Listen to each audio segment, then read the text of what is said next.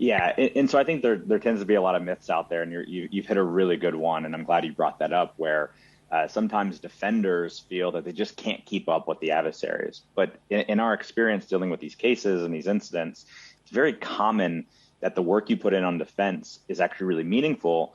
But a major problem sometimes is actually culturally in companies where the current state of security efforts are painted to be a rosier picture as they go up to the executives. So very often CEOs and board members think they're in a better place than they actually are.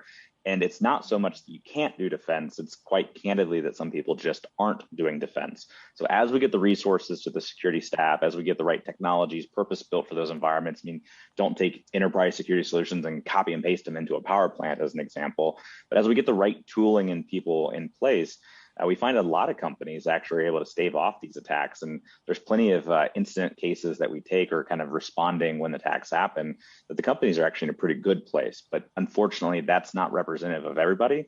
And again, I would say the biggest risk that I see is when companies believe themselves to be in a much better place than they actually are. Okay, got it. Rob, obviously when you're talking about critical infrastructure, you're talking about energy, utilities, oil and gas, chemical, pharma, food, beverages, water manufacturing.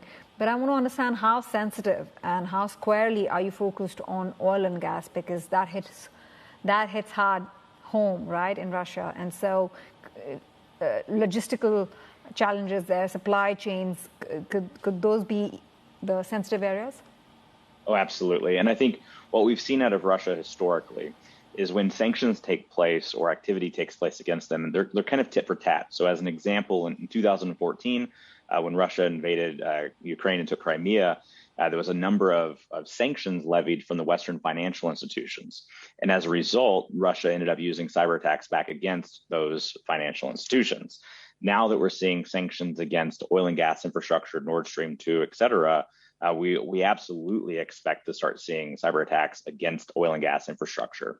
And unfortunately, the global energy sector, especially oil and gas, is highly connected, where a Houthi attack on a Saudi Arabian plant is absolutely going to cause spikes in oil prices and disruption.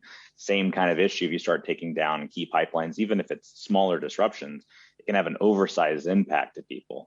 So we are very, very connected. And again, targeting that type of infrastructure is exactly what we expect. And it's exactly what the president was warning about, even just last week on this topic. But at the same time, again, I think it's really incumbent on these industries to try to be proactive just for the benefit of the civilians and the communities around us.